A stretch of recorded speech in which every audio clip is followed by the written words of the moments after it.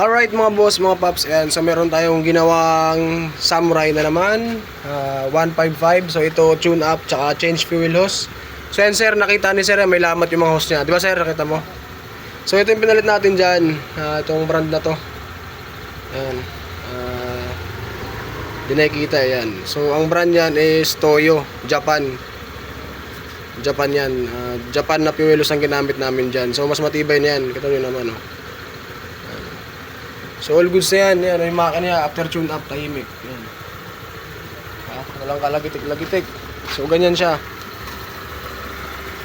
So andito yung kanyang stock na fuel hose.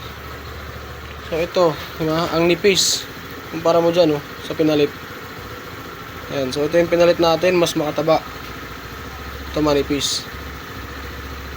Ayan, so goods na yan lahat. Sir, thank you sir ah. Thank you po. Alright.